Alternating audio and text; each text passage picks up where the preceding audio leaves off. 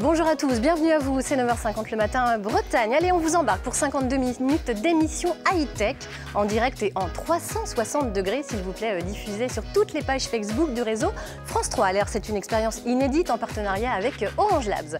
On va évoquer ce matin les formats audiovisuels du futur avec le chercheur Henri Sanson qui sera l'invité de notre responsable numérique Stéphane Gramont. Et puis nous recevrons également Alex Good, animateur télé mordu de nouvelles technologies. Vous verrez ça dans quelques instants. À la suite, ce sera la rubrique coaching déco d'Aurélie Vérité qui elle aussi utilise un casque de réalité virtuelle, vous le savez, pour nous faire des propositions d'aménagement d'intérieur. Et bien ce matin, elle nous parlera des nouveautés technologiques dans ce domaine. Et puis pour être raccord, nous ferons un zoom sur les offres d'emploi numériques, tant qu'à faire, de notre expert en recrutement Sébastien No. Sans oublier la très impliquée Virginie Jourdan et sa rubrique environnement. Ce matin, elle posera la question qui fâche, la fin des produits phytosanitaires, c'est pour quand? Eh bien, on attend la réponse avec impatience. Enfin, nous retrouverons l'ami Billy en direct de la SPA de Rennes pour nous présenter de nouveaux compagnons à adopter. Voilà, c'est l'heure de la météo. Maintenant, on se retrouve avec notre chère Catherine. Bonjour. Oui, tout à fait. Catherine. Oh là là, oh là. Oui, la météo, bien sûr, bien sûr. Bonjour Alex. Alors, bonjour, ça va bien? Ouais, ça va. Alors, la météo, que qu'est-ce qui se passe? tu as quelques expériences en la matière. Oui, j'ai fait un peu la météo et je me suis fait beaucoup gronder par les Bretons. C'est vrai. Est-ce que tu te mettais devant la Non, Bretagne alors jamais, Ah non, c'était pas toujours ça. bien, ouais, je faisais attention à la Bretagne et tout, mais souvent je me disais, mais pourquoi tu dis qu'il pleut, il pleut pas? Je dis, si, il pleut, mais vous êtes tellement habitués que vous vous rendez plus compte qu'il pleut. Ah bah Et ben là, justement, Alex, voilà. on va te faire aujourd'hui, mentir. il n'y a que des ronds jaunes. Comment tu appelles ça, un rond jaune? À Pac-Man. Voilà. ça. Eh bien, il n'y a que des Pac-Man sur la Bretagne. Preuve en est, voilà, du soleil partout. C'est bien qu'on ait un témoin pour... C'est pas mal. Voilà. Et c'est pas un effet du numérique, ça, t'es sûr? Ah, alors si, justement, parce que c'est un temps que j'ai C'est ce que je sélectionné pense. sur une application ce matin où je sélectionne la température que je souhaite. Là, par exemple, j'ai sélectionné 28 degrés à Riec Ah, sur tu es Bellon. Dieu en fait. Voilà. Tu choisis ce qu'il va faire. C'est juste un générateur un aspirateur de nuages, générateur de beau temps. C'est la nouvelle technologie. C'est une version bêta, Ouais. mais c'est en développement pour très bientôt. En tout T'es cas. sûr que t'as pas complètement la tête dans le cul, Mulus? C'est peut-être ça aussi. Ouais, complètement. On va voir. Allez, nouvelles technologies, on peut pas louper, on peut pas lutter, les amis. Ça Bon, va, allez. météo, dis donc. Hein, Bah, c'est je rapide, me c'est lourd. Allez, à tout de suite. Autant de bonnes raisons de rester avec nous, les amis. N'oubliez pas vos questions, vos réactions sur la page Facebook de France 3 Bretagne, où cette émission est diffusée en live comme sur tout le réseau France 3. Envoyez-nous vos petits soleils, 9h50 le matin. C'est parti, tout de suite.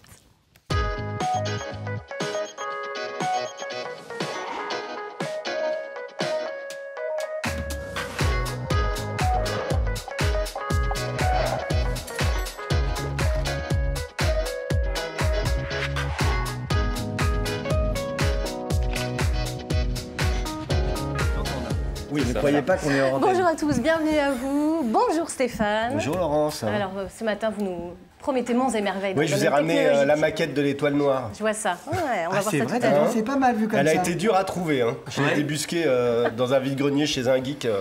Voilà. Les geeks, il y en a Qui plein nous sur le plateau espionne ce en matin. Il n'y a que 360 ça degrés. d'ailleurs. Allez, bonjour Henri Sanson, vous êtes directeur de recherche chez Orange Labs à Rennes. Bonjour. Bonjour, on parlera tout à l'heure évidemment de ces nouvelles technologies et de ce 360 degrés avec vous. Bonjour Sébastien, Bonjour, forcément Laurence. des offres d'emploi numériques ce matin évidemment. Et puis bonjour Alex à nouveau. Allez, je prends ma respiration pour vous présenter. Animateur télé, féru de nouvelles technologies, producteur, réalisateur, auteur, humoriste, metteur en scène, Oui, bah, doubleur, non, chef arrêtez, d'entreprise et geek. Ah oui, ça par contre, Ça c'est sûr. Geek, Dingue de geek, jeux gamin. vidéo. Vous êtes un homme à 360 degrés, des En fait, consoles j'ai dans beaucoup tous les travaillé le jeu sens. vidéo et je travaille encore le jeu vidéo. Ça fait 22 ans que je travaille dans le jeu vidéo. Quelle horreur. Allez, on va essayer d'en savoir un peu plus justement sur vous. Vous allez tirer un premier petit papier? Ah, faut que je Propose tire un ça? petit papier au hasard? Allez, ouais, Qu'est-ce que c'est que ce jeu? Bah déjà, il n'y en a pas beaucoup. J'ouvre ça, c'est ça? c'est ça. Alors, footballeur. Écoute, oui, ça m'est arrivé. C'était ce que je voulais faire de ma vie au début. Ça aurait pu arriver. Ça aurait pu arriver si je m'étais pas pété les ligaments croisés à 18 ans, ce qui est un peu embêtant, parce que ça, quand ça t'arrive si jeune, c'est problématique. Mais où est-ce que je voulais faire de ma vie? J'en ai fait 25 heures par semaine, de 11 ans à 18 ans. J'étais parti pour être professionnel en centre de formation, et voilà. Et je me suis pété les genoux, mais c'est pas grave. Après, C'est pas grave. j'ai commenté le Y a foot pas- pour M6 avec Thierry Roland, donc j'ai vécu mon rêve de footballeur. Tu vois, j'étais sur le terrain avec Thierry. Ouais. Finalement, c'était pas si mal non plus. Pour Et les puis, en ce moment, il consoles, y a la on Coupe sert du surtout Monde. des mains. Donc là, on est bien. On est bien. J'espère que vous supportez la France. Ouais, Bah, bien bien sûr. Et ton club alors de prédilection? Oh bah écoute, je suis breton, je vais me faire taper dessus. Non, j'aime bien le PSG parce qu'il gagne, pour une fois. Tu vois, ça fait après des années de facile. vache C'est maigre. comme les enfants, ils sont Voilà. toujours pour les ultra Exactement, favoris. c'est ça, ouais. Mais Comme non, ça, je suis un peu bizarre parce que j'aime bien le PSG, j'aime bien l'OM. Oula. Alors les gens me disent c'est pas possible et tout, tu vois, c'est antinomique, machin. Je dis bah pourquoi? En fait, tu sais, les gens maintenant sont très sectaires alors que mon père est tous très ouvert. Voilà. Allez, très ouvert justement, on va voir ça. Je te propose de tirer un deuxième petit papier. Ah oui. Allez, vas-y, on va voir ça. Alors, deuxième papier. Ça va faire... Journal de Mickey. Le journal Alors, de Mickey. le journal de Mickey. Eh ben tu vois, c'est pas vieux, j'ai rendu un article ce matin dans le train. Donc, tu travailles En toujours, faisant ça fait ici. 20 ans. Ça fait plus de 20 ans maintenant, oui. Incroyable. 21 ans que je travaille au journal de Mickey. Dans quelle C'est- rubrique Ben, c'est moi qui fais justement tous les jeux vidéo, tous les trucs un peu geek, tout ça. Depuis 21 ans dans Mickey, tu vois, ça ne me rajeunit pas. Et ce matin, tu vois, j'ai fait un quiz jeu vidéo qui paraîtra dans 2 semaines pour le numéro de l'été. J'allais On demander. posera Voilà. des questions, on pose des questions aux enfants sur les jeux vidéo. Mais voilà, oui, ça fait un petit peu de temps. Avant, j'étais dans la presse spécialisée jeux vidéo pendant jusqu'à 25 ans, mais j'ai commencé Mickey très tôt et j'y suis encore. Ça m'a permis d'arriver à la télé d'ailleurs, parce que c'est en faisant le journal de Mickey que je suis arrivé sur Disney Channel. Ouais. Le hasard de la allez. vie. Est-ce qu'il y a d'autres mordus de jeux vidéo sur ce plateau? Wow. Je l'ai été un petit peu, comme tout le monde. Génération de Tomb Raider, voilà. Ouais. Ouais, Mais sans plus aujourd'hui. sans Ouais, plus. ouais. T'as pas une Switch? Non, j'ai pas la Switch, non. Tu vois, ce matin, dans le Mais train, comme j'ai je suis joué à la passionné Switch. de 360, j'ai la 360. Ah, t'as que tu quoi, connais, le voilà. Rift, le Vive, le PSVR? Henri Sanson, vous êtes un amateur de consoles et de jeux vidéo? Alors, pas trop de jeux vidéo, non. En fait, finalement, je préfère la bonne télé, en fait, traditionnelle. Ah, c'est Henri Sanson, mais avec l'image. Exactement. Et sans Ah, il est Dalida. trop fort. Et Mais- donc, Préparé dans le train également. Voilà, oui, j'ai mis beaucoup de temps à l'écrire celle-là. Ça m'a pris, oulala. Et donc cette petite boule là, par contre, ça c'est votre trip. On va Tout en à parler justement tout à l'heure. Faites attention. Non, allez, on commence pas. On ne commence pas. Voilà, voilà. Attends un peu. Allez, on va retrouver tout de suite l'ami Billy en direct de la SPA de Rennes. On a un petit fou rire et puis on vous retrouve tout de suite. Bonjour Billy. Bonjour Laurence, bonjour Jennifer, tu vas bien? Oui, merci. On a un beau petit soleil ce matin et on a un petit loulou à vous proposer qui s'appelle Pépère. Pépère. Alors Pépère, eh ben, il a un petit peu peur des garçons. Ah, il a très peur des garçons, effectivement, surtout des hommes, parce que bon, c'est un chien qui a eu un passé douloureux et du coup qui a été un petit peu maltraité par un homme. Mais il reprend confiance petit à petit. En tout cas, avec nous, c'est vraiment un super chien. Mais effectivement, il faudra voilà, avoir beaucoup Prendre de le temps, patience. Surtout que c'est un croisé canet corso, donc c'est déjà des chiens un petit peu méfiants avec les étrangers.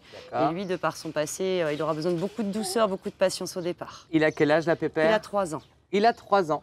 Bon bah écoutez, ce petit jeune homme, on peut venir même si on a un homme à la maison, il faudra juste prendre plus de temps, c'est ça ce que tu nous expliquais tout à Oui, l'heure. parce qu'il y a plein de bénévoles, hommes qui le sortent et que ça se passe très bien. Voilà, il a juste Et besoin là, de moi, il connaître. me le voit que là tout de suite, donc c'est ça. forcément, c'est un peu plus compliqué. Donc tout à l'heure, Laurence, on vous proposera d'autres petits chiens, et là, c'était Pépère. À tout à l'heure. À tout à l'heure. Merci Billy, à tout à l'heure. J'en connais un qui va repartir avec Pépère. Il est très forcément, mignon, dans le Pépère. train. Mais tous les matins, Hein vous proposez. Vous montrez Un le chien. Pas tous les matins, une fois À par l'invité semaine. principal. Ah, mais c'est C'est bien, mais seulement c'est vachement l'invité bien. principal. Surtout l'été, on sait tout ce qui se passe avec les gens Eh qui oui. lâchement abandonnent leurs animaux Ouais. sur la route, donc c'est très bien de faire ça. Bon, alors vous irez le chercher tout à l'heure, route de Lorient à Rennes. Hein.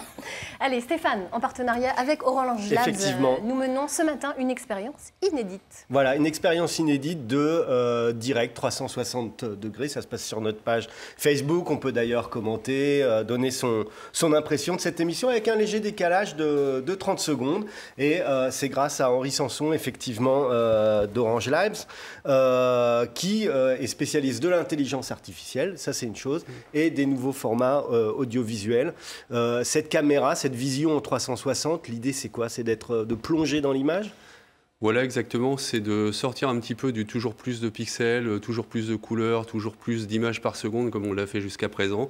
C'est de pouvoir redonner la main au téléspectateur, finalement, qui va pouvoir choisir son point de vue, va pouvoir choisir ce qu'il regarde, finalement, par rapport à la scène qui est filmée. Voilà, donc là, par exemple, hein, je regarde en ce moment, bon, Laurence, je vous vois bien, je vois Alex, Henri, non, je me vois, tout va bien, mais je vois aussi les caméras derrière, l'envers du décor, et puis aussi, on a le son, l'ambiance des coulisses. J'imagine que ça va être de plus en plus sophistiqué. On peut vous montrer ça, déjà, cet effet immersif, dans un casque de réalité virtuelle, vous en parliez, Alex. Ouais, alors, faut pas mélanger, hein, parce que là, c'est du 360, c'est pas de la réalité virtuelle. Alors, il y a un débat, effectivement. Alors, il faut bien faire la différence. Expliquez-nous Ouais. justement tous la différence. Bon, il y a un peu un débat de geeks, c'est effectivement l'image 360. Ça n'est pas un débat. C'est pas un Non, mais débat. on en a parlé avec Henri. Votre point de vue de chercheur. Alors, effectivement, il y a Nous débat, ouvrons personne le dossier. n'est d'accord. Au début, la réalité virtuelle était associée à l'image de synthèse, c'est-à-dire et au casque, en fait, qui permettait finalement de plonger l'utilisateur dans un monde qui était virtuel, qui était complètement synthétique. Et finalement, aujourd'hui, de plus en plus, on considère que l'expérience de réalité virtuelle, elle est associée à ce casque, finalement, qu'on porte sur la tête et qui nous permet, finalement, de tu vois, nous c'est plus déplacer. forcément sur les actes. Parce que là, ce qui se passe, c'est d'ailleurs qu'avec ça, l'apporter, votre on va casque. expliquer. On va En fait, quand on l'essayer. fait ça, on n'a Est-ce que qu'un ça point de marche vue. Tu vois, et on tourne autour de ce point de vue. Alors que la réalité virtuelle, tu as toutes les dimensions qui jouent. Ouais, C'est-à-dire vous que si tu es installez au-dessus d'un mur et que tu te penches, comme c'est en 3D, tu vas pouvoir bouger et avoir le vertige. Mais ce que tu ne peux pas avoir avec ça. On va y arriver. Là, la 360, c'est Voilà. une première étape. Et donc, la 360, on peut la regarder sur un écran de télévision classique, plat. Et donc, on n'appelle pas ça de la réalité virtuelle, mais si on la regarde au casque, ça devient, quoi. En tous les cas, il y a un consensus pour dire que c'est un peu, ça rentre dans le champ de la réalité virtuelle. Ah Voilà. d'accord, maintenant on dit que ça rentre dans le champ de la réalité virtuelle, ce truc-là. Oui, quoi. Après, on peut toujours débattre C'est des du heures. Hein. Je débat, non mais c'est intéressant. Mais ce qui est intéressant, c'est que là, dans le côté virtuel, on va s'en approcher avec la possibilité, c'est ce sur quoi vous travaillez, d'aller plonger dans l'image, d'aller se déplacer sur la scène. Alors là, pour le coup, on devient un peu un petit bonhomme virtuel. Ah là, ça se rapproche, mais comment tu fais alors quand c'est pas en image synthèse? Parce que en image synthèse, c'est du calcul, c'est voilà. facile. Alors là, ça y Mais là, est, comment on tu les a fais perdus, c'est parti. Alors, ce qu'on va faire, c'est que on va soit modifier le dispositif de prise de vue, c'est-à-dire que là, on a ce qu'on appelle une captation multivue qui est divergente, c'est-à-dire qui regarde un peu dans toutes les directions. L'autre dispositif de prise de vue que l'on va mettre en place et sur lequel on travaille, c'est ce qu'on appelle la prise de vue convergente, c'est-à-dire qu'on va installer un certain nombre de caméras tout autour de la scène qu'on veut filmer, par exemple, tout autour d'un stade ou autour d'une salle de spectacle finalement. Et donc avec ça, on va pouvoir également reconstruire ce qu'on appelle des cartes de profondeur, c'est-à-dire qu'on va calculer la profondeur de chaque point pour chacune des images et on va reconstituer une forme de modèle synthétique en fait Ah, d'accord. de Donc la là, on scène, pourra mais se à partir promener. d'une prise de vue naturelle. D'accord. C'est génial pour une scène de crime, par exemple. Oui, je pensais plus à la Coupe du Monde, moi. Ouais. Mais chacun son truc. Hein. Dis donc, les Bretons, vous êtes un petit peu Hercule désaxés. Poirot, Hein. Hercule Poirot, Alex, quand même. Et donc on appelle ça le 6 degrés de liberté justement parce qu'on va pouvoir se déplacer dans les 6 dimensions et pas seulement faire des rotations de la tête, mais on va pouvoir vraiment se déplacer. Bon, Et pour la Coupe du Monde, on n'en était pas prêt là. C'est dommage, ça aurait été bien d'être t'imagines dans le toujours. stade. C'était pas mal. Et bah pour quelle Coupe du Monde alors? On peut l'imaginer. Alors, on peut peut-être l'imaginer pour la prochaine, puisque finalement, aujourd'hui, les échéances autour de ça, on les voit autour de 2022. Donc, il y a en particulier un travail en normalisation qui vise à finalement standardiser une chaîne technique de bout en bout. Et en général, on sait que sur ces sujets-là, la normalisation internationale, elle pilote, elle impulse en fait la recherche. Donc, elle est relativement bien synchronisée avec les avancées technologiques. Et un pulse. C'est un Alors, beau mot. plus, Voilà, recherche. exactement. Et alors, après, pas la limite, mais une des contraintes ou un des facteurs de développement, ça va être le côté matériel. Est-ce que chez les gens, il y aura le matériel? Quelquefois, c'est coûteux. Je ne sais pas si on peut ça amener coûte très le cher, casque ça à coûte très cher. Laurence, mais déjà, le casque qui est sur le plateau, J'aimerais bien c'est un joli tester, cadeau de parce qu'on en Noël, on parle, va dire. on en parle, Et puis, Alex, vous en avez chez vous, vous nous Moi, le je les disiez. ai tous. Moi, je les ai tous. J'ai ça celui-là peut qui est le grimper. Rift. Et lui, c'est la Le caverne Rift d'Alibaba du le Rift casque. qui a pas mal Est-ce qu'on baissé peut d'ailleurs. amener à Parce que Laurence, voilà, Attention, il est à merci. 400 je vais € maintenant, je l'essayer. crois, de mémoire. Alors. 500 si tu prends les manettes avec, qui sont vraiment géniales. Le souci, c'est que pour faire tourner Ah, ça, waouh. il faut un ordinateur hyper costaud qui vaut dans les, allez, on va dire 1500 balles, 2000 balles, pour que ce soit minimum pour que ce soit VR ready, comme on dit, et que ce soit efficace avec ça. Après, tu as le Vive Pro maintenant qui valent 1000 €. Alors, le plus vendu, c'est sur PlayStation, c'est le PSVR, qui vaut 300 € et qui est voilà, une qualité moins bonne que celle-là. Mais légèrement moins bonne, c'est pas trop mal ce qu'ils ont fait Sony, et c'est vraiment bien. Mais tu vois, même sujet-là, il faut une PS4 qui coûte 300 balles, plus le casque, Super. plus les manettes. Ah, moi, je suis plus avec vous, hein. Moi, je suis partie à la Philharmonie de On a une chronique Paris. conso. Non, mais ça coûte, Mais, ça coûte des merci sous, Alex. quand même. Qu'est-ce que vous voyez, Ah Laurence? bah moi je suis partie à la Philharmonie de Paris, moi j'écoute Ravel et c'est magnifique. Alors on peut même voir le plafond. Voilà, on découvre les On images découvre, de ce que voyez, vous je Ah oui, voyez. là, on voit ce que tu vois. Je suis entourée. C'est pour ça de qu'il y a ce musiciens. câble, c'est pour C'est pouvoir assez avoir fabuleux comme le expérience. retour. Alors, faut dire qu'il y a l'Oculus Go qui vient de sortir, C'est incroyable. qui est la même technologie que ça, Ouais. sans qui permet de voir les vidéos sans problème, et qui est sorti, je crois, à 200 € pour le coup, et qui est indépendant. Il n'y a pas besoin de téléphone, il y a tout dedans. Donc ça, c'est vraiment le premier qui est accessible pour pas trop cher. Alors vous, Alex, justement, vous en servez pour quoi quand vous êtes chez Alors vous moi, dans c'est votre pour salon? jouer. C'est pour jouer. assez Alors, incroyable. bon, il y a plein d'applications, certaines un peu cochonnes, dont on ne parlera pas ici, voilà, mais qui ont beaucoup de succès auprès de beaucoup de gens. C'est très démocratisé, ce truc-là. Et en fait, il faut savoir que le problème, c'est qu'on ne on ne se rend pas compte. Parce que là, on peut voir Laurence qui joue avec et voir à la télé, ah, tiens, ça a l'air sympa. Ouais. En fait, l'essayer, c'est adopter. C'est-à-dire que tant qu'on n'a pas essayé, c'est des notions un peu bizarres, un peu étranges. Surtout le jeu, le vrai jeu en réalité virtuelle, en 3D, où tu peux manier des objets, te bouger, regarder au-dessus du vide, avoir vraiment le vertige, avoir l'impression de voler. C'est vraiment un truc qu'il faut essayer. Moi, tous les gens qui viennent chez moi essayent, du coup, parce que c'est un centre de démonstration chez moi. Ils essayent, et après, ils repartent et ils essayent de s'en acheter un, tu vois, pour vite en avoir un chez eux. C'est vraiment un truc, enfin, je ne sais pas si ça fait ça. Je sais que la boutique Orange à Paris, justement, où on peut essayer des trucs de réalité virtuelle, pareil, ça marche très bien. Il faut essayer, quoi. Alors, je vous propose de découvrir la télé du futur vue de 2009. C'est pas vieux, hein. C'était il y a 10 ans, mais Oui. vous nous direz, Henri Sanson, si c'est fidèle à la réalité. Alors, à quand le robot présentateur? Vous tremblez, hein? Non, non, non, Elena, pas du tout. Si, je vois bien. Vous avez peur que je vous pique votre place. Et si, Robin, tremblez, car votre fin est proche. Dans un monde où le virtuel se confondra avec le réel, que deviendrons-nous, pauvres journalistes? Erwan Mahé le sait-il lui-même? Avec Artefacto, il travaille depuis 20 ans sur l'image, en allant toujours plus loin dans un mélange d'ingéniosité, de bidouillage et de recherche pure. On imagine un système voilà, avec plusieurs caméras, je te filme, tu ne te rends pas compte que tu es filmé et je te reproduis n'importe où dans mon espace virtuel. Donc voilà, le principe il est là, quoi. On peut imaginer plein d'applications là-dessus, quoi. Donc reproduire un journaliste de France 3 hein, pour faire un JT avec un Robin virtuel. Pendant ce temps-là, vous irez à la plage avec ce joli bonnet et nos responsables n'auront plus à nous traquer jusqu'à la machine à café pour finir un reportage. La 3D, la réalité augmentée, ce n'est pas seulement pour faire joli ou pour s'amuser. Mes patrons l'utilisent aussi pour travailler. Ouais, je peux Voilà. faire le même clin d'œil, mais Vous en êtes vrai de vrai. Vous êtes reconnu, Laurence, on reconnaît bien votre voix. Mais je ne vais pas à la on vous plage avec ce aperçoit. magnifique bonnet connecté. Je Voilà. vous le précise. En 2009, on avait créé une présentatrice virtuelle qui était sur ce plateau pour dialoguer avec notre présentateur Robin Durand. Alors, J'avais plein de petits capteurs qu'on avait collés. Donc 10 ans plus tard, on y est ou on fait autrement? Alors, il y a plusieurs choses. Aujourd'hui, on sait reproduire le visage et la voix d'une personne et lui faire dire ce qu'on veut et l'animer comme on veut avec des techniques d'intelligence artificielle. Aujourd'hui, ça reste l'image de 2D. Après, ce qui a été cité également, c'était la possibilité finalement de capter le volume 3D d'une personne et la transporter. Ça, c'est ce que Microsoft a fait déjà il y a quelques temps, ce qui s'appelle l'holoportation. Ça exige quand même une cabine avec plusieurs caméras pour effectivement filmer la personne, mais on sait la déplacer, la mettre sur un meuble à distance, etc. Et on peut imaginer tout à fait à très très court terme combiner les deux, si ce n'est déjà fait. D'ailleurs, peut-être que quelqu'un l'a déjà fait quelque part dans le monde, mais ça avance tellement vite. Donc oui, on n'était pas finalement si loin. Alors Alex, est-ce que comme d'autres métiers, vous avez peur de l'intelligence artificielle qui permettrait de vous remplacer pendant que vous allez surfer à la plage? Non, pas tellement. En fait, j'ai plus peur de l'évolution générale de la télévision qui fait que tout le monde regarde Netflix et plus du tout la télé. Mais c'est plus ça qui m'effraie qu'autre chose. Non, mais après, tu auras toujours besoin de gens, de contenu. Enfin voilà, tu vois, je ne suis pas tétanisé par le futur, l'évolution technologique. Au contraire, ça m'excite plutôt qu'autre chose. Donc non, c'est cool. Tant mieux.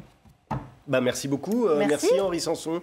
On reste avec sa petite appli pour suivre l'émission dans les et nouvelles laisser des technologies. commentaires. Exactement, on attend tous vos commentaires.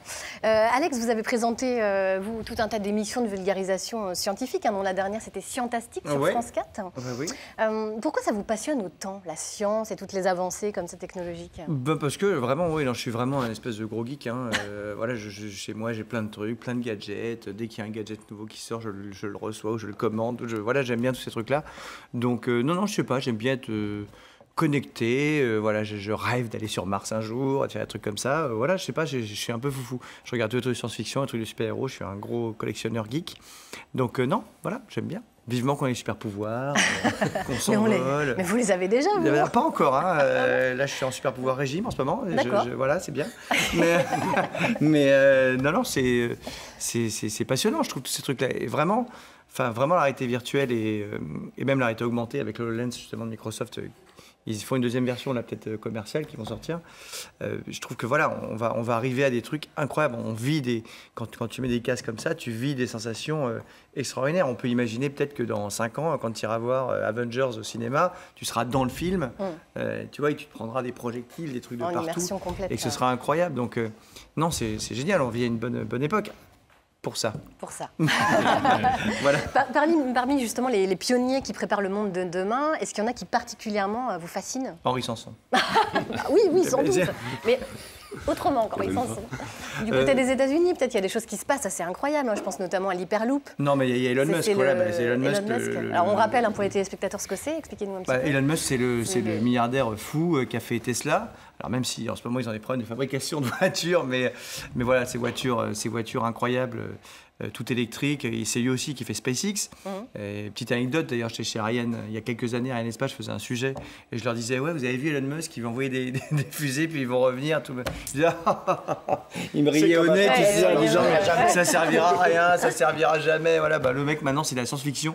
Tu vois ces trucs qui reviennent, qui se posent comme ça à la verticale. Tu dis, mais c'est un film, mais non, c'est vrai. L'Hyperloop, alors là, on n'en parle même pas. Quand ça va arriver. Expliquez-nous un petit peu ce que c'est l'Hyperloop. En gros, on va dire que c'est un train, pour simplifier, mais qui est sur coussin d'air électromagnétique par la taille. Il n'y a pas de frottement et ça peut aller jusqu'à 600 000 km/h, même ils disent, ça dépend des tests. Donc là, ils font une ligne en ce moment qui relie San Francisco, je crois, à Los Angeles, pour commencer. C'est le même monsieur qui veut aussi faire des tunnels sous les villes pour décongestionner le trafic et pour faire que votre voiture, elle descend, puis elle est transportée sur des rails quelque part. Enfin, le mec est fou. C'est-à-dire qu'il a une idée toutes les 4 secondes. Alors, il y en a qui se plantent, mais au moins, il fait avancer les trucs. Genre, le coup de la fusée qui redescend, enfin, c'est incroyable, quoi. Maintenant, tout le monde se dit, ah bah oui, c'est ça qu'il faut faire, alors qu'avant, on lui rayonnait. Non, je trouve que c'est un mec fascinant, mais comme pouvait être Steve Jobs avec Apple ou Henry avec Orange. Et il y a des gens qui le suivent. Il n'est pas tout seul, en plus, à le faire. Il y a des gens qui y croient aussi. Et d'ailleurs, à Toulouse, il y a un projet de loop également. Oui, bien sûr. Mais en fait, dans l'Hyperloop de Elon Musk, il y a de la techno française. Il bosse avec des Français dedans. Non, il y a plein de trucs. Il fait plein de trucs incroyables. Et il les suit maintenant. C'est-à-dire que Bezos, aussi, le propriétaire d'Amazon, fait aussi son programme spatial. Enfin, ils sont tous partis un truc fou. Je pense qu'on ira peut-être sur Mars avant de ne plus être là. Coupe du monde. Faut qu'on tienne. Faut qu'on tienne. Sébastien, ça vous fascine aussi, ça, je vois depuis le début. Ah oui, j'adore le cabriolet envoyé dans l'espace avec Elon. Ça, c'est génial. Ça, c'est un coup de com' phénoménal, quoi. Et puis il va contre le système établi. Il est disruptif, c'est le mot un peu à la mode en ce moment. Et c'est vrai que tout ce qu'il met en avant, c'est quand même un type qui, à un moment donné, en avait marre d'être dans les bouchons, quoi. Et a dit, tiens, on va passer par le sous-sol. Et comme tu le dis, il met en œuvre ses idées, quoi. Et ça, il n'y en a pas beaucoup qui sont capables de le faire, quoi. Oui, je sais pas comment il fait, parce que là, il dort chez Tesla pour essayer de réarranger, mais il paraît que ça commence à aller mieux, parce qu'il pensait qu'il ferait plus facilement des voitures que ça, mais même Tesla, c'est incroyable, tu vois, il a déjà fait des voitures qui marchent. C'est quand même un truc de fou, quoi. C'est incroyable, les voitures, quand tu montes dedans, t'entends rien, tu dis, mais ça roule, ça. Oui, puis l'histoire de dire, moi, je vais faire des voitures alors qu'il n'y connaissait rien, de mettre des batteries d'ordinateur dans le sous-sol de la voiture, enfin... Il y a tout quelqu'un qui n'y connaît rien, qui rentre dans le système, qui dit je vais y arriver, quoi. Et c'est il y arrive. Donc lui, il est assez fascinant, je trouve. Enfin, tu vois, je sais pas si tout va marcher parce que l'Hyperloop, tu te dis bon, faut quand même pas qu'il y ait un problème. Hein, c'est clair. Si tu es à 1000 km/h et qu'il n'y a plus les freins, il veut quand même faire un Paris-New York, en une demi-heure avec. C'est bien, mais ça va super vite. C'est de la folie. T'imagines C'est assez incroyable. Paris-Rennes, je pourrais bien vous voir en 4 minutes. Voilà. Ce serait si un invité vous laisse tomber au dernier moment. On a le joker Alex Gou qui arrive dans 4 minutes. Attends, j'ai mis genre 1h30 ce matin. C'est 1h25. Mais oui, c'est un truc de fou. Bah oui. Ça va très très vite, du coup ça donne envie de venir tous les jours. Bienvenue. Peut-être pas à 6h du matin comme ce matin. Non. Allez, on va s'adresser maintenant, Alex, au geek que vous êtes. On va vous poser un petit quiz-jeu, tiens, on va voir. Un quiz-jeu, là vous êtes mal barré. On a pris celui de JK Magazine. Alex, est-ce que tu es plutôt Fortnite ou PUBG? Alors écoute, je suis plus Fortnite. Voilà, c'est le genre Battle Royale, voilà. Fortnite qui est arrivé sur la Switch d'ailleurs. Alors plus Fortnite. Il y a quelques jours et j'adore Fortnite, voilà. C'est vraiment bien. Et c'est un truc incroyable, c'est que c'est gratuit. Ouais. Donc les gens peuvent jouer gratuitement. Après, les gens claquent des fortunes juste pour avoir le petit chapeau qui va bien ou le petit truc qui va bien. Mais c'est gratuit quand même. Donc c'est un nouveau concept encore. Voilà, c'est vraiment pas mal. Allez, on continue. Call of Duty ou Battlefield? Alors écoute, c'est un peu le même genre. Voilà, je suis pas trop fan pour le coup de FPS pur comme ça, enfin de FPS, excusez-moi, je parlais de trucs où on se tire sur la tronche comme ça pur. Voilà, mais je dirais quand même plus Call of Duty, sachant que là il y en a 2 nouveaux qui sortent cette année et que les 2 nouveaux sont sur le mode Fortnite et PUBG justement, ceux qui sortent à Noël parce que maintenant c'est ce qui marche, le Battle Royale où on est tous seuls contre le reste de l'humanité. Alors, plutôt Minecraft ou Age of Empire? Ah ouais, alors là, aucun des deux, je déteste aucun les des deux. Non, Ah non. non mais non, j'aime pas ce genre de jeu en fait. Ça, c'est voilà, Alors, pourquoi c'est genre ce jeu stratégie machin où tu dois. Bon, enfin, déjà c'est pas tout à fait la même chose quand même. Les deux jeux sont assez différents, mais c'est pas trop mon truc. Tu vois, moi je suis très voilà, j'aime bien les jeux, soit les jeux de sport, soit les jeux d'action. Je suis imbattable à Mario Kart, par exemple, je le dis. Voilà, j'en suis fier. Même les Japonais mais voilà, et je suis très fan de Mario, Zelda, tu vois, tous les jeux. Alors, Mario Bros ou Sonic, justement plutôt. Ah bah Mario Bros. Non, Mario Bros sans hésiter. Ouais, Mario Bros sans hésiter, parce que bon, j'aime bien Sonic, hein, mais il a moins bien vieilli que Mario. C'est-à-dire qu'ils ont fait un bon coup d'éclat avec Sonic au début, si tu veux. Quand il est arrivé, on s'est dit, ah oui, c'est pas mal. Et puis Mario, en fait, Miyamoto, qui est le créateur de Mario, c'est génial. Le dernier Mario Odyssey là, sur la Switch est extraordinaire. Je l'ai fini, j'ai 999 lunes. Pour ceux qui suivent, vous comprendrez. Mais voilà, c'est vraiment incroyable. Alors justement, en parlant de Mario Bros, eh ben, on aimerait te montrer un YouTuber gaming qui essaie de se faire connaître en Je crois qu'on présentant avait parlé d'un coiffeur. des jeux vidéo. C'est Mario Bros. Il vient d'ailleurs de tester le tout nouveau Mario Bros. Mais on va la faire version vintage. Allez, on le découvre.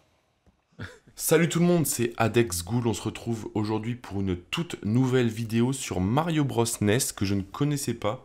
Donc ça vient sûrement tout juste de sortir. Et je pense que la première chose que vous allez faire après avoir vu cette vidéo, c'est d'aller acheter ce jeu tellement il est addictif.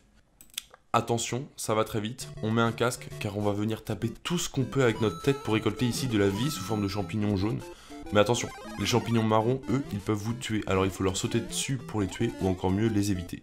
Et ici, petite astuce gratuite, 3e champignon caché, vert, qui vous donne de la vie. Les amateurs de botanique seront clairement avantagés dans ce jeu, à l'image de cette plante carnivore que je viens de prendre, qui me fait lancer des boulettes de feu pour pouvoir tuer le deuxième monstre du jeu, qui est la tortue. La tortue qui, comme les champignons de marron, ne résiste pas au pouvoir de l'étoile que je viens de prendre qui me rend invincible.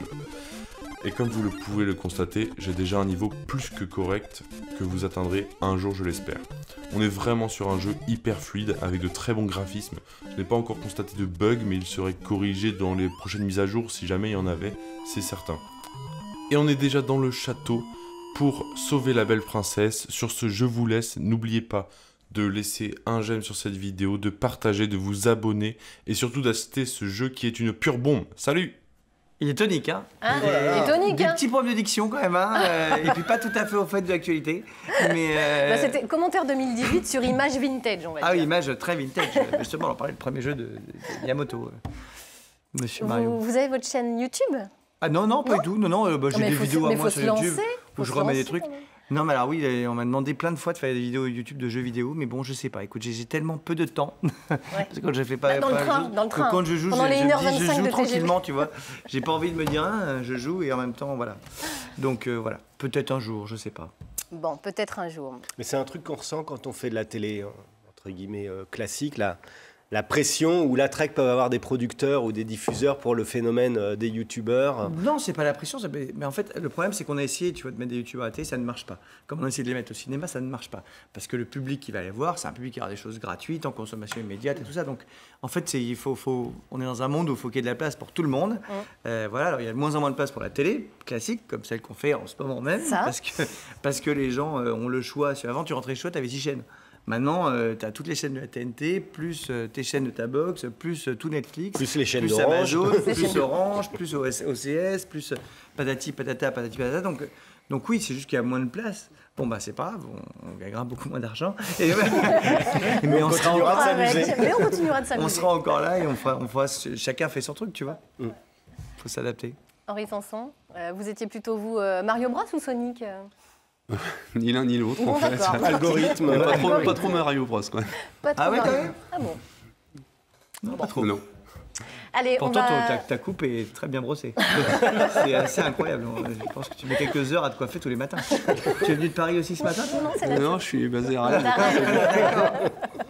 J'ai eu plus de temps que vous. On va rejoindre un grand joueur maintenant, Sébastiano, qui joue avec les offres d'emploi et avec nos CV. C'est sympa ça, je sais pas si faut... Qui va nous présenter justement des offres d'emploi dans le domaine du numérique. Alors tout à fait, on va parler ce matin, j'ai la chance justement de parler de postes un peu plus techniques que d'habitude avec cette émission en 360. Donc on va parler de 3 sociétés, 3 postes complètement différents. Une qui s'appelle 6TM, le chiffre 6. Donc ce sont des développeurs, ils sont une trentaine, basés à Rennes. Et donc ce qu'ils font, c'est qu'ils développent des applis mobiles, des applis de jeux. Ce qu'ils aiment bien, c'est le défi technique. Par exemple, ils s'occupent du 24 heures du Mans. Les 24 heures du Mans, c'est eux qui retransmettent en direct. Donc c'est un challenge aussi pendant ces 24 heures pour retransmettre ça à l'instant T. Et donc ils cherchent une denrée rare aujourd'hui. Chez Orange, à mon avis, on en cherche aussi. Des développeurs web avec différents langages. Alors je vais parler de mots un peu barbares, mais Symfony, PHP, J2E, voilà.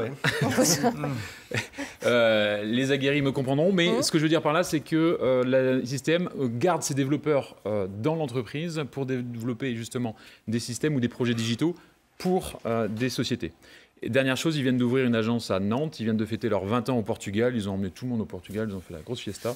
Donc si vous avez envie à un moment donné de découvrir ce système, n'hésitez pas à m'envoyer le CV ou aller directement les voir. Je croyais que vous allez dire, si vous avez envie de faire la fête au Portugal, envoyez-moi votre CV.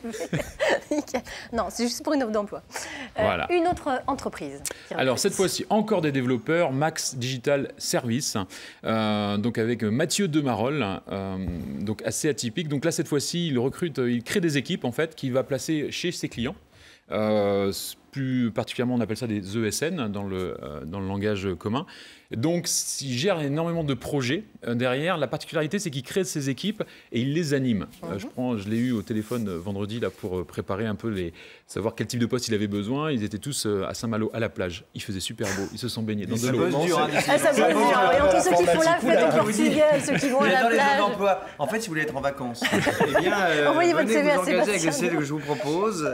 Et donc, ils étaient en plein séminaire. Saint-Malo, le Portugal. La prochaine offre, ça c'est va être les Las Caraïbes. Vegas. Voilà. Je connais bien. Je pourrais t'aider.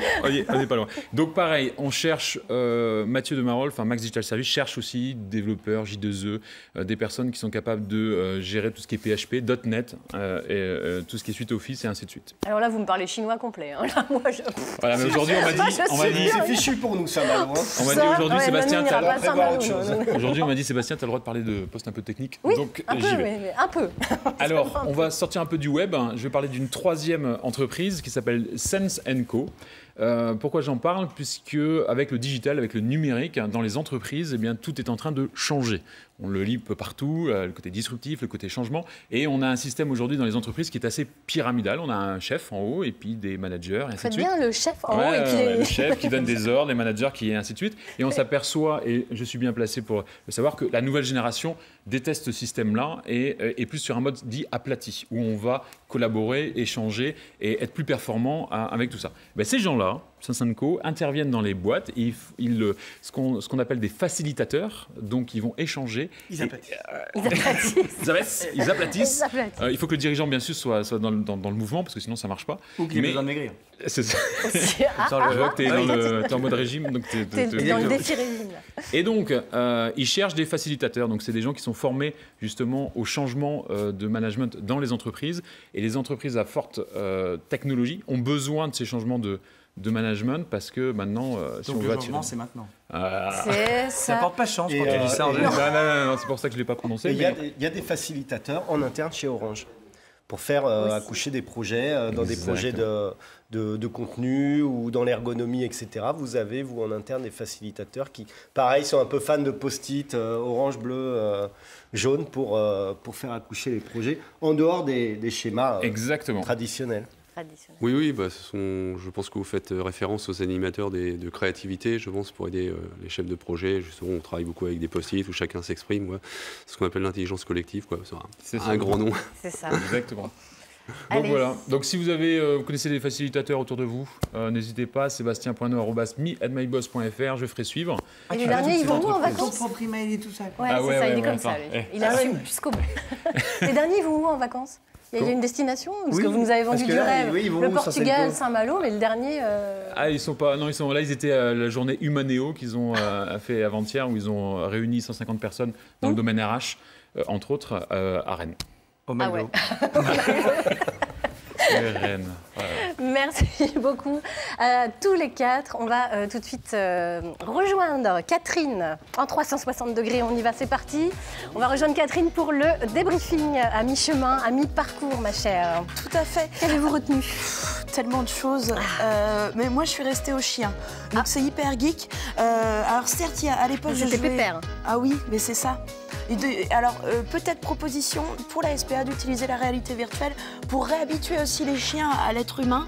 Hein, on a vu, on ne sait jamais. Voire pour les gens qui sont chez eux, bien sûr, d'utiliser un chien virtuel pour éviter d'avoir à l'abandonner pendant les vacances aussi. Ce serait pas mal. Donc ça c'est envisageable. Et sinon, juste pour les geeks vintage, le cheat code, c'est-à-dire le code de triche pour Doom, pour avoir les munitions illimitées, c'était IDKFQ. Et IDDAD, c'était le cheat code pour avoir une vie illimitée. Voilà. Mais sinon, je n'ai jamais joué à des jeux vidéo, bien sûr. D'accord, bien sûr. C'est vintage. Merci Catherine. Allez, dans quelques instants, on se retrouvera pour la rubrique coaching déco d'Aurélie Vérité, qui est elle aussi très connectée, bien entendu. Et puis nous parlerons d'environnement avec Virginie Jourdan. Puisqu'on parlait d'animaux, on va aller retrouver Billy. Allez. Billy, il n'est pas du tout virtuel, Billy. Alors Laurence, nous sommes de retour là avec un autre chien complètement différent. Alors là, comment il s'appelle? Très à l'aise. Il s'appelle Lef. Bonjour, bonhomme. Donc Lef, alors, il a quel âge? Alors Lef, il a 4-5 ans environ. 4-5 ans. Bonhomme, il faut regarder la caméra, hein. C'est là. Hein. Donc Lef, il a 4-5 ans. Alors comment il est par rapport à ses congénères? Alors on va faire attention justement. Ça va être un de ses rares défauts. Il va vraiment falloir faire attention avec ses congénères. On a commencé un programme de rééducation déjà pour qu'il n'aboie plus sur ses congénères quand il les voit en extérieur. Là, a priori, il n'aboie pas parce qu'il y a des chiens à côté, il n'est pas en train d'aboyer. Il est habitué à ce chien-là, donc ça peut encore aller. Mais voilà, il est rééduqué en éducation positive justement avec ça. On a la chance en plus d'avoir des éducateurs sur le refuge. Donc du coup, il fait de gros progrès. Et donc du coup, on cherche une famille qui pourrait poursuivre ce travail, avec bien sûr l'aide de nos éducateurs, et puis qui pourra... C'est un chien qui est très joueur, qui aime hyper beaucoup joueur, jouer. donc il faut plutôt une maison là pour qu'il se dépense. Qu'on voyait tout de suite, il était arrivé, il était... Il est assez dynamique, donc c'est vrai que de préférence en maison. Après, l'appartement n'est pas à proscrire si les gens s'investissent suffisamment en extérieur. Et du coup, au niveau des chats? Alors les chats, on va éviter aussi, tout ce qui est autres animaux, on évitera. Apparemment, tu n'aimes que les humains. C'est déjà pas mal. C'est déjà pas mal, oui. Bon, écoutez, on se retrouve tout à l'heure. Oui, mon chéri. On se retrouve tout à l'heure et on va vous proposer des petits chats. À tout à l'heure. À tout à l'heure, Billy. Merci. Allez, on va revenir dans le monde de la nouvelle technologie avec Aurélie, cette fois-ci, qui très régulièrement nous donne des conseils d'aménagement d'intérieur. Bonjour Aurélie. Bonjour. Vous êtes connectée également, les nouvelles technologies vous ont inspiré d'ailleurs pour votre chronique d'aujourd'hui.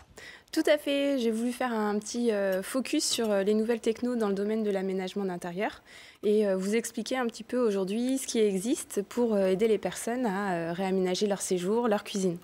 Donc, côté nouvelles techno, en fait, on a tous pris l'habitude et les réflexes d'aller sur Internet pour faire des recherches, pour s'inspirer, pour se donner des idées. Ça, plus de 60% des personnes commencent leur projet sur Internet. Mais quand donc, ça veut dire qu'on va piquer des idées Voilà, on va piquer, on va s'inspirer. Donc déjà, les nouvelles techno, on a le réflexe de sortir la tablette, le téléphone et puis d'aller chercher. Mais quand on commence à réfléchir à son projet, on se pose beaucoup de questions. Imaginez, vous devez faire votre séjour ou votre cuisine. C'est quelle place dans l'espace va prendre le canapé? Est-ce que ça va aller avec les meubles que je possède déjà? Quelle couleur je vais choisir? Est-ce que les couleurs vont s'associer par rapport à ce que j'ai déjà? Et là, les personnes se posent beaucoup de questions et pour eux, c'est vraiment compliqué de réussir à se projeter dans quelque chose qui est encore assez abstrait, puisque peut-être que les murs vont changer de place, voilà, l'aménagement global va bouger. Donc c'est très perturbant. Et aujourd'hui, les personnes, alors il faut qu'elles soient bien d'accord, parce que souvent, un projet, c'est un projet commun entre monsieur et madame. Et donc, on dit aussi que il vaut mieux un bon croquis ou une bonne image 3D plutôt qu'un long discours pour se mettre d'accord. Donc, alors justement, puisqu'on parle d'images, eh bien, elles apparaissent là sur notre écran. Le besoin de se projeter est évidemment important quand on souhaite refaire son intérieur. l'image là-dessus est essentielle. Est essentielle et aujourd'hui on sait que plus d'une personne sur deux a besoin de se projeter grâce à ces images en 3D avant d'acheter et avant d'aller concrétiser un projet. Donc aujourd'hui, nouvelle techno, qu'est-ce qui existe? On a plein de configurateurs sur Internet.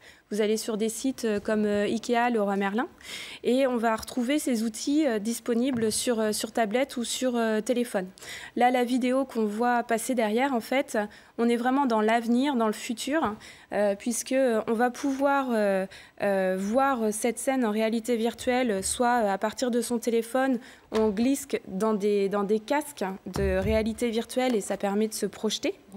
Et les avancées technologiques, c'est qu'on va pouvoir être avec son conseiller, par exemple, sur la scène en réalité virtuelle. Ce qui fait qu'on pourra communiquer dans cette scène en réalité virtuelle, on pourra se déplacer et on verra le conseiller. Par exemple, vous voyez, là, on est en train de voir le four, on peut l'ouvrir, on regarde les différents aménagements qui sont prévus et on va pouvoir discuter avec son conseiller. Qu'on va si on lui dit voir change-moi la couleur de la porte du placard, là, ça peut changer immédiatement, par exemple. Tout à fait. Il est connecté. Et voilà, là on le voit, ils sont en train de se faire coucou et ils sont en train de se montrer. C'est le casque que tu avais tout à l'heure, parce que les manettes, c'est les manettes de l'Oculus. Voilà, là on est avec ces nouvelles technologies. Et du coup, on va pouvoir changer en direct la conception du meuble, on va pouvoir changer les couleurs, on va pouvoir être vraiment dans l'instantanéité et la collaboration pour co-créer ensemble le projet. Et tout ça pour aider les personnes à mieux se rendre compte de ce que peut donner un aménagement d'intérieur. Est-ce qu'on peut aller encore plus loin au niveau, avec les nouvelles technologies, oui, dans la réalité virtuelle interactive? Aujourd'hui, on parlait tout à l'heure de l'intelligence artificielle. Aujourd'hui, les nouvelles technologies vont très très vite et deviennent on va dire, un confort aussi pour les concepteurs parce qu'elles vont permettre d'intégrer toutes les règles de fabrication des usines. Et donc, par exemple, aujourd'hui, vous devez apprendre à concevoir une cuisine. C'est très technique comme métier. Et si vous avez l'intelligence artificielle qui est là et qui vous soutient et qui vous aide à calculer rapidement que telle combinaison de meubles est possible, qu'elle respecte telle règle de sécurité, qu'elle va apporter tel conseil, tel confort, par exemple, aux usagers qui sont plus ou moins grands ou... voilà, et ben ça va être vraiment un gros support, une aide pour le concepteur dans la modélisation. Et puis on pourra peut-être dire directement, bah tiens, fais-moi une maison geek avec ce que j'ai comme meuble, et puis fais-moi une maison historique, fais-moi une maison art déco, et avoir plein de propales, et puis après fais-moi choisir sur un une catalogue. Pièce pour tous mes casques. Exactement, ou une pièce super-héros que j'ai chez moi, toutes mes figurines. Voilà. Ce sur quoi on va aussi de plus en plus et qui va se relier à ça, ça va être la domotique qui va être liée dans la maison et avoir les objets intelligents connectés déjà, moi j'allume entre eux. ma lumière en disant Alexa, allume ma lumière. Oui, tout à fait. Voilà. Henri Sanson, est-ce que ça vous inspire justement ce type d'évolution, même dans le domaine de l'aménagement d'intérieur? Oui, je pense qu'aujourd'hui c'est un usage qui se répand bien. On a absolument besoin de se projeter en fait finalement dans des nouveaux décors. Moi je pense que le coup d'après ça va être ce qu'on appelle la virtualité augmentée, c'est-à-dire que là aujourd'hui on a un petit avatar en fait de votre conseiller, de vous-même quoi. Et je pense que dans très très peu de temps on aura aussi les vraies personnes qu'on va projeter. Ça on aura les vraies personnes. Et les meubles du coup. Et même les meubles que tu verras directement dans ton vrai décor. Les meubles. On peut faire un peu dans tous les sens, c'est-à-dire projeter effectivement le virtuel dans son vrai décor, projeter le réel finalement dans du virtuel, on va pouvoir mélanger tout ça. Donc ça c'est le coup d'après quoi. Et puis voilà, quant à la domotique, oui je pense que ça va se répandre de plus en plus. Et on travaille dessus. Et vous travaillez dessus. On a un grand projet de recherche sur le futur de la maison connectée. Il y a mes genre comme Google Home, Amazon Echo ou l'HomePod ou des trucs un peu différents Alors déjà, j'allais savoir. Mais je vois ça, c'est ça. Alors tout à fait. Donc Orange a annoncé la sortie de son assistant virtuel. Donc comme Echo. Exactement, comme Echo, comme Google Home, donc avant la fin de l'année. Et donc au niveau de la recherche, on imagine des compléments finalement pour aller au-delà finalement de l'interaction vocale. Ce sont des choses qu'on a présentées récemment, notamment au salon Vivatech. On complète par exemple avec un miroir avec de la reconnaissance de visage qui est embarqué dans le miroir. Finalement, on personnalise l'interaction vocale. Voilà, c'est le genre de choses on peut. Ce qu'Echo fait déjà. Hein. Echo aussi reconnaît ta voix, maintenant il sait à qui il parle. Mais dans la version américaine, pas encore la version française. Bref. Alex Gou, toujours top du high-tech. Mais non, mais j'adore ça, je laisse ça à la maison, c'est génial. Il y a celui d'Apple qui va sortir, mais qui est hyper fermé. Donc qui est moins drôle, je trouve. Parce que si tu as l'enceinte d'Apple, tu peux pas aller sur Spotify, Deezer, tous ces trucs-là. Tu es obligé d'être sur Apple Music. Enfin, comme toujours, il faut un système fermé. Bon, c'est un peu. Voilà. Mais le son est pas mal, donc du coup, tu es là, tiens. Difficile de choisir, hein, des fois. Après, c'est de se souvenir dans chaque pièce de la maison à qui on parle, si c'est Alexa ou que Google. Non, mais moi j'ai Alexa en fait, dans toutes les pièces de la maison. Donc du coup, c'est Alexa à chaque fois. Alexa, machin. Le problème, c'est quand tu parles trop fort et que c'est l'Alexa de l'autre endroit qui t'entend et que du coup, tu dis mets-moi de la musique et du coup, la musique est pas marrante. Enfin, dans le living room, du coup, c'est le living room. Voilà, ça a des limites, la technologie, comme quoi. Oui, hein. mais non, mais c'est le début. Revenons, si vous voulez bien, à des choses très terre à terre. On va parler justement de la fin des produits phytosanitaires. Est-ce que c'est un rêve ou est-ce que c'est une réalité? C'est les produits phytosanitaires. Qu'est-ce que c'est ici à cette table? On va revenir, les pieds sur terre cette fois. C'est quoi Virginie, les produits phytosanitaires, les pesticides, les insecticides, les fongicides que l'on met dans les champs pour cultiver des aliments. Vous savez, les légumes, les vrais, là, qui poussent dans la terre. Ou d'insectes, c'est ça. Ou d'insectes. C'est pas du tout sanitaire en fait. Enfin, phytosanitaires, c'est les produits de chimie de synthèse en fait, qui sont utilisés dans les champs aujourd'hui. La question donc c'était de revenir, est-ce qu'on peut espérer un jour, on peut parler de fin des pesticides ou fin d'insecticides, si ce serait une bonne nouvelle. Le terme est du coup en fait en février dernier au salon de l'agriculture, le syndicat principal en France, la FNSEA, qui est assez réputé pour ses prises de position plutôt productivistes, a annoncé qu'il souhaitait s'engager dans une démarche pour réduire de 50% les produits phytosanitaires dans les champs, donc les pesticides, insecticides et fongicides, d'ici 2025. Donc dans la foulée des états généraux de l'alimentation, on voit que la FNSEA souhaite se placer sur une logique qui correspond davantage aux attentes des consommateurs et davantage aux attentes aussi d'institutions qui parlent de plus en plus des effets des pesticides sur la santé. Alors en fait, cet engagement à réduire de moins 50%, c'est aussi celui du gouvernement, il faut le savoir, puisque c'est le plan Ecophyto qui a été lancé dès 2008 et qui pour l'instant ne donne pas beaucoup de résultats par rapport à la baisse de ces produits chimiques, en tous les cas dans les champs. Et du coup, la FNSEA, en tous les cas, ce qu'on peut remarquer, c'est qu'il y a un changement de ton en se disant, voilà, eh bien, nous aussi, on va apporter, on va essayer d'emmener les agriculteurs avec nous vers cette baisse d'utilisation des pesticides. Comment faire? Alors, les pistes qu'ils privilégient pour l'instant, ce sont les nouvelles technologies. Voilà, donc, dans les champs... mais quel est le lien avec l'émission aujourd'hui? Voilà. Alors, on ne parlera pas que de nouvelles technologies et de high-tech. En tous les cas, on sait qu'aujourd'hui, dans les champs, beaucoup d'agriculteurs utilisent le GPS. Ils utilisent des capteurs aussi pour pouvoir traiter au plus près. Donc là, on est sur la diminution des pesticides. Est-ce qu'il est possible d'utiliser aussi les nouvelles technologies pour se passer des pesticides? Puisque l'idée c'est d'en arriver là. Alors il y a des robots qui existent depuis bientôt 5 ans, qui sont développés, des robots qui sont développés à Toulouse, qui sont développés à Nantes, qui sont équipés de capteurs, ils passent dans les rangs et ils désherbent d'eux-mêmes puisqu'ils reconnaissent les mauvaises herbes et ils sont capables de les couper au plus près des rangs, sans évidemment... Ça c'est toujours chiant, les herbes. Les herbes, c'est embêtant de les enlever, quoi. C'est embêtant de les enlever, c'est ça. Souvent, on ne veut pas les manger, donc c'est pour ça qu'on les enlève. Et du coup, Donc, en tous les cas, il y a ces machines qui existent, qui se développent. Naïo Technologies, qui est assez connue à Toulouse. Ça donne des résultats. En général, ça enlève 80% des plantes qui sont dans les rangs. Mais il faut quand même faire un passage à la main. Donc, c'est pas mal utilisé par les agriculteurs qui sont en agriculture biologique. Et qui n'utilisent vraiment aucun produit phytosanitaire de synthèse, excepté des formules naturelles, au cuivre, etc.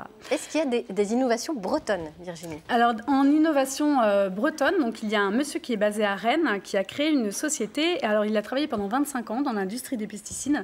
Et lui, il a décidé de reprendre une recette qui a été utilisée par ses grands-parents et qui était l'eau chaude. Alors, dit comme ça, on se dit, mais désherber à l'eau chaude, quel sens ça a? Alors, il a conçu une machine qui permet de pulvériser de l'eau à 115-120 degrés. Donc on est c'est bouillant. Voilà, c'est l'eau bouillante. C'est totalement bouillant. On est sur une eau qui va arriver en toutes petites gouttelettes sur la plante et qui du coup va briser la chlorophylle, donc va en fait venir totalement perturber le travail de photosynthèse de la plante. Et la plante non seulement va cuire, mais en plus en interne et jusqu'au système racinaire, eh bien, elle va dépérir d'elle-même. Mais c'est extrêmement violent, extrêmement méchant. C'est très méchant, mais pour pouvoir manger des salades sans pissenlit, quoique les pissenlits on peut les manger, mais en tous les cas, voilà, avoir des feuilles de chêne qui ne sont pas entourées de mauvaises herbes, par exemple. Et ben voilà, des bonnes nouvelles quand même, malgré tout. Oui, on n'aurait plus à ramasser les mauvaises herbes grâce à l'eau bouillante. C'est ça, plus de désherbage manuel. En tous les cas, lui, il l'utilise. Il travaille pas mal avec des collectivités locales, puisque beaucoup se sont déjà engagés dans la fin de l'utilisation des produits chimiques dans les villes. Et voilà, là maintenant, il travaille vraiment en direction des agriculteurs. Merci beaucoup, Virginie, pour ces bonnes nouvelles, quand même. Technologiques, hein, attention, ça rigole pas. Bon, allez, on va retrouver tout de suite Billy, ça vous dit? Allez, un dernier petit animal à adopter. Billy. Effectivement, nous sommes toujours ici avec notre ami, là, les petits chatons. On voulait absolument vous montrer ça parce que tu nous disais, Jennifer, que là, en ce moment, c'est la catastrophe. Il y en a beaucoup trop à arriver, oui, quoi. Voilà, c'est un petit peu la catastrophe. C'est vrai qu'on ne sait plus où mettre les chatons. C'est la période, effectivement. Mais voilà, on ne dira jamais assez. Pensez à stériliser vos animaux parce que malheureusement, chaque année, ça fait beaucoup de petits malheureux. Je trouve que cette année, ça démarre fort. L'été démarre fort. Il y a énormément d'entrées. Et voilà, du coup, effectivement, pour pouvoir continuer à les accueillir, il faut bien qu'on les fasse adopter, ces petits bouts. C'est ça, les petits loulous. Voilà, il y en a vraiment de toutes les couleurs, de tous les caractères, des caractères bien différents. Il y a un petit roux qui est trop mignon ici. Là, on a Bagheera, le petit noir, là, qui est vraiment super joli. Il y a son petit frère, à mon avis, qui est par là. Il y a une belle petite portée de tigré. Enfin voilà, il y a un choix extraordinaire. Donc venez ici au refuge de la SPA, la route de l'Orient. On se retrouve très bientôt, mais les petits chatons, ils ont besoin de vous. Allez, à bientôt. Merci beaucoup, Billy. Adorable, les petits chatons. Ah, d'accord. Alors, on accueille Denise Michelot qui vient de se réveiller. Bonjour. Denise Michelot, oui, tout à fait. Je suis experte en théorie du complot et je vais démonter pour vous, en 360 degrés, certains complots, puisqu'on vous ment. Chers téléspectateurs, on vous ment depuis le début. Alors, déjà, de toute façon, on a eu des preuves. Les preuves sont sous vos yeux la plupart du temps. Les geeks essayent d'envahir le monde, bien sûr. Et on a pour preuve notamment regardez, cette présentatrice qui n'existe pas, puisque c'est de la réalité virtuelle. Regardez, je passe ma main dans la présentatrice. Elle est en 3D depuis 2009. Elle n'a pas pris une ride depuis 2009. Ce sourire est surnaturel, regardez ça. Donc c'est une fausse animatrice que vous avez dans vos yeux depuis quelques années. C'est édifiant. Alors 360 degrés en plus, la seule technologie qui vous permet d'avoir de toute façon à chaque fois votre mauvais profil à l'antenne. Si ça c'est pas une théorie du complot, je peux vous dire que oui, c'est un complot des geeks. Ils sont là, ils utilisent leur novlangue. Alors regardez, Disruptive, Switch, PB, AG, RPS, JE, PHP. Qu'est-ce qu'ils disent derrière notre dos? On ne sait pas, mais à mon avis, ils sont en train de voir comment, je regarde le chronomètre, comment nous envahir un peu plus facilement. Voilà. Alors ça, de l'autre côté des États-Unis, c'est l'inverse, c'est un complot maçonnique. Alors pas les francs-maçons, les maçons, parce qu'on a un président à l'intelligence artificielle qui décide de construire des murs alors qu'on est en train de faire des hyperloops. On peut faire Paris-New York en une demi-heure et construire un mur, le gars, c'est ridicule. Alors bref, attention, tout ça, ça sert à quoi? Ça sert à ce que le QI baisse. Pourquoi? Parce que quand les gens peuvent mettre du phytosanitaire un peu partout. Voilà, c'est un complot. Alors attention, réalité virtuelle, oui. D'ailleurs, j'ai oublié de le mettre, mais depuis ce matin, la plupart des gens, vous ne le savez pas, mais ceux qui mettent des lunettes, ils sont en direct vers la Philharmonie de Paris. C'est ce que vous étiez en train de faire quand les geeks sont en train de discuter. Alors vous pouvez vous échapper et puis mettre une réalité virtuelle et puis être... pourquoi j'ai mis ça? Ça ne veut rien dire. En tout cas, méfiez-vous. Méfiez-vous parce qu'ils essayent de nous avoir. Oui, j'y vais. Je vous pique vos lunettes? Oui, tout à fait. Allez-y. Ça va montrer que je suis pas tout à fait virtuelle. Allez, hop, c'est parti. Voilà. Merci. Je vois rien. Merci d'avoir été à nos côtés pour cette petite heure en 360 degrés. On se retrouve demain, mardi, 9h05. Mais oui, c'est fini. Merci Alex, merci Henri, merci Virginie, merci Aurélie. Demain, on parlera de la fabuleuse Odyssée des épices. Et oui, vous voyez, Odyssée, tout ça, Star Wars, quasiment. Ouais, on est comme ça. Bonne journée à tous. Ciao. Ciao.